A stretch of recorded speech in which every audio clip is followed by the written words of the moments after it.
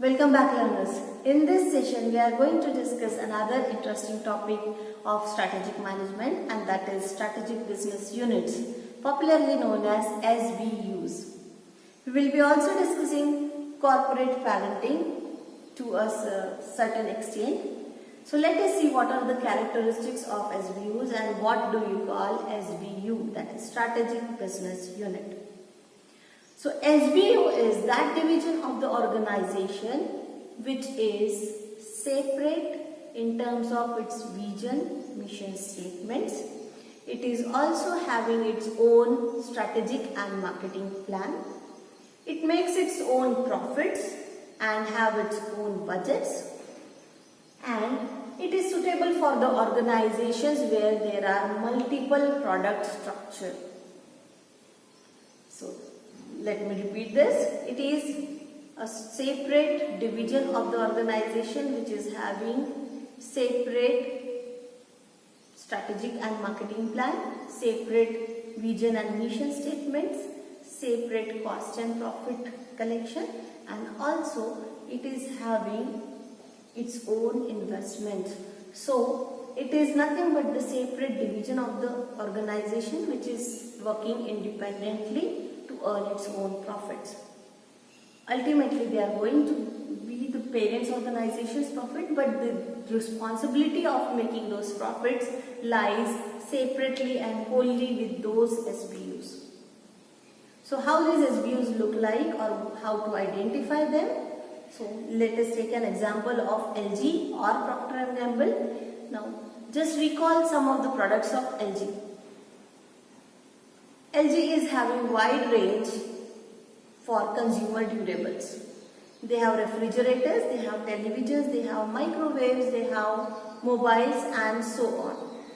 So these all products are different from one another but requires almost similar technical and we can say the engineering skills. Now when a company has a good bunch of engineering knowledge and a good human asset set, then it can produce many products, right? So it can serve or cater those all products into the same market. And if this company is having a big market, its customer base is also increasing and its products are also wide. So when this range is wide and the market is also huge, the companies can go for SBUs. So LG is having separate unit for its refrigerators section, for its television section, mobile section and so on. So when you see at these sections, they will be looked as completely different company. And this is what the strategic business unit is. So this unit of refrigerators or mobiles is completely separate. So the parent organization will ask to each of the CEOs of those divisions that okay, how many profits you earn. So a CEO of refrigerator section say okay, for refrigerator section or refrigerators we have collected these many profits and so on. So those profit from each department will be different. And they will also be having their own investments, they will be having their own budgets. So this is what the whole freedom lies with the SBUs.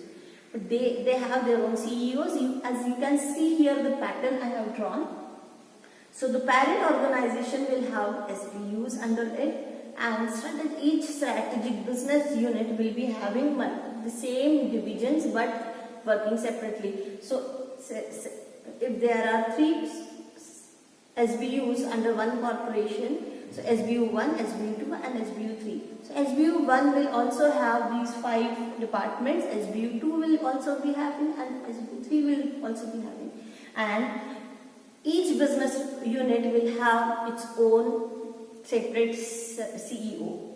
And under that CEO, these departments will have their own managers. So divisional managers will be there for R&D, divisional manager for marketing, sales and so on. So for every business unit they will be different.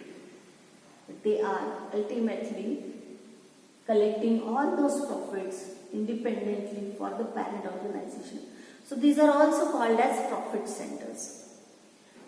So you can place here the LG's refrigerator, SBU2 you can say telephone mobiles, and SBU3 washing machines. You can see for every, like for LG's washing machine center, there will be completely different finance and sales department and so on.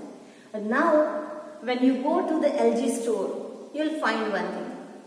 You will find all these consumer durables under one umbrella at one place or at one showroom. It may be different, or most of the times whole LG's range is available.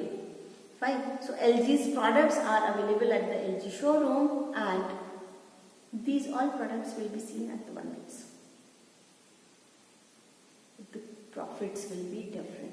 So this is what the example of strategic business unit. Why these unit come into the picture, as we have discussed. So the taste of the customers for microwaves, televisions or washing machines will be completely different. Maybe the market base for television is bigger than that of the washing machines, or we can say microwaves. Fine. So not all of the customers buy microwaves, but they do buy televisions.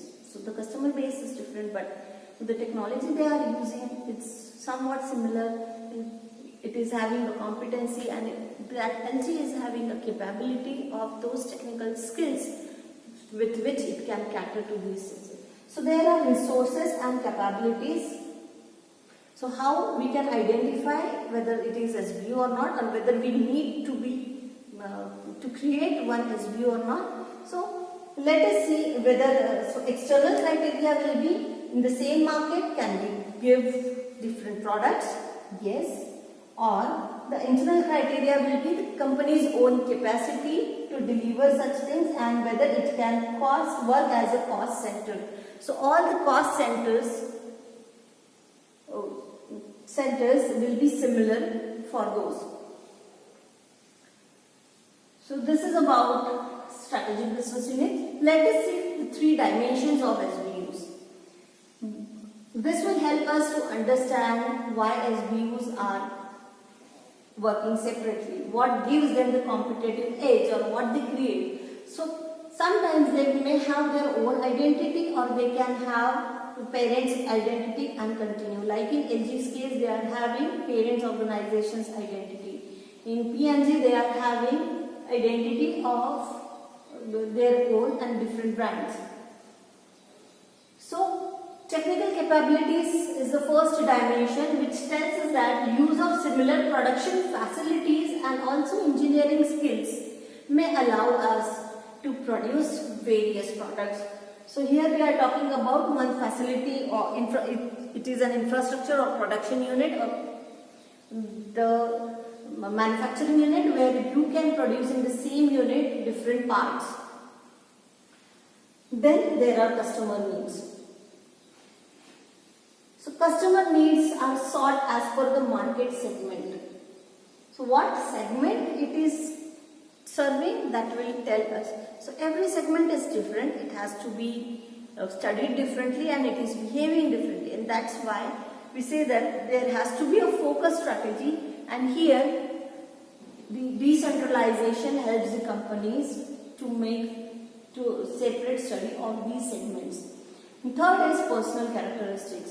So personal characteristics involve the behavioral patterns and personal needs of the customers, which has to be tapped, because there are various segments, and these characteristics only allow the companies to have various versions for the same product. This has to be studied and tapped, and that is why we say that there is a focus strategy which allows the competencies to the organization when these SBUs work at their own. So this is all about strategic business units. Now the next step comes in. Suppose if the strategic business unit is generated and it is creating, it is working at its own, it is earning profits and which are going to the parent organization, all is well. But when these SBUs have to be stopped, or when they give a danger signal, when we say that this particular SBU is working well or other is working not. So this parent organization, when it is having huge investments in the beginning to create these SBUs, will keep an eye on this, and they also take the decisions whether to continue with these SBUs or to get them back. Recently there has been a news in the paper that Harley Davidson is closing all its outlets from India. Now what they are doing? These outlets will be going from the Indian market. That means either they are not generating enough profits and demand, or they are hampered by the pandemic and so on, or there has been various competition with the different brands. The reasons may be many, but that decision is a strategic decision. So whenever a company is taking out its product or investing in any product to improve it through R&D or making some changes, modification, advancements, it is completely strategic decisions. These decisions are always affected by the pressure of competition and also the objectives of the organization for the future. If they want to grow in the future period, then they will do these strategic decisions. So let me tell you in just a short span that how these decisions are taken. So they first, what they do is they identify which unit is behaving how and how profitable it is. Then after identifying the strong and the weak sections or strong and the weaker SBUs, the company may decide further thing that is it feasible to continue them who are just at the profits or who are struggling. So often we will also naturally take a decision that if something is not going to leave further or going to give more profits at all and its market is gone, just take it out from the market, sell it out and save your money. That money can be invested in the products which are still growing but needs more investments. So these investments can be there. So there are three types of decisions these organization takes, and those decisions are to hold, harvest and invest. So sometimes some products are growing at a steady speed. So company may take a decision that okay, we will continue with this product. Sometimes some products are close to their competitors and need investments. So the investments decisions can be taken by the organization, and the products who are not at all giving profits, rather we have to invest or do more expenditure to even for their survival, those products can be harvested. That means they can be taken out from the market, they can be stopped in terms of production, they can be sold out to other businesses and so on. So for these decisions we will be going in detail in the next lecture, where we will be talking about BCG matrix, that is Boston Consultancy Group matrix, which was designed with respect to how to identify the products and their profitability. So if the market is growing and the product is not, then what it indicates and how to take decisions, what to do, because every company who is having large portfolios of the products, see, we have talked about the multiple product structure. So when a company is having that kind of portfolio where it has more number of products under its single umbrella, it becomes difficult for it, and it is a complex analysis which makes the companies take these decisions that some products have to be there and some products can also be taken out. Let us take another example of Patanjali. What Patanjali is doing. So many products it has offered to the market, but are all of the products giving best results or they are competing in the market? No. So after a certain period, you will find that certain products are off the market. Just keep an eye on it and stay observant and just look at what they are doing with these products. Either you will notice that there is an advertisement pehle se behtar or we are now improved and so on. Such taglines you might hear in those advertisements, or slowly you will find that the range is quite different. Some products have gone out of the portfolio, some may add on into it and so on. Because what is the vision of Patanjali? See, you can connect here the decisions or the actions taken by the organization and their vision statement. So when Patanjali says that their vision is to be #1 FMCG in the world in next 10 years, out of those 10 some years have gone already. So if it wants to be a #1 FMCG, what it will require? एक FMCG बनने के लिए उसको क्या चाहिए? So to become a #1 FMCG in the world, the Patanjali will have to compete with those FMCGs who are leading. Secondly, it will have to serve with the wide range, because if it is talking about international market, the customer base is large.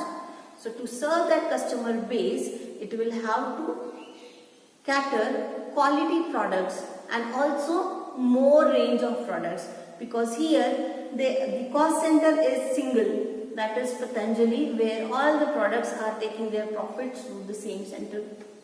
So Patanjali also will have to take, you can also do an analysis, because as a management students, after studying SBUs or strategic management or any subject, you should be able to apply that concept in reality.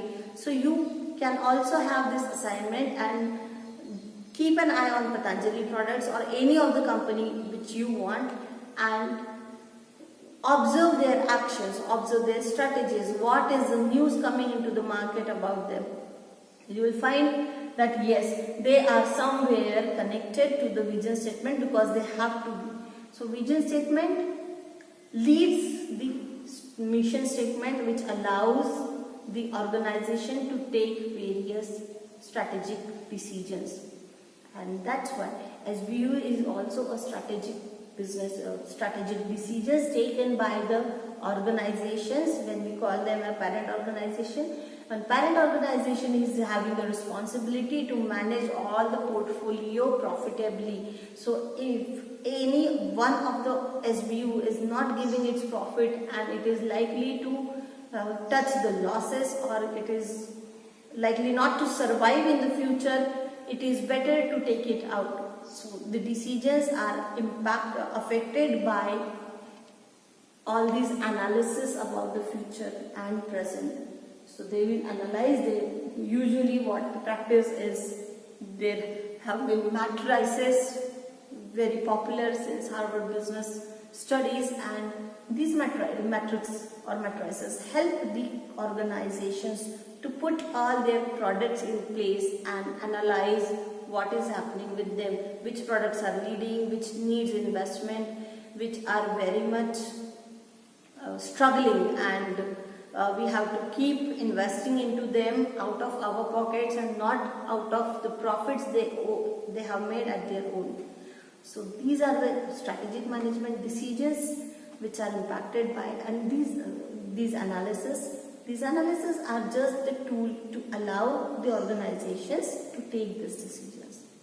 So friends, until and unless I bring you the next management lesson, keep watching and keep learning. Thank you.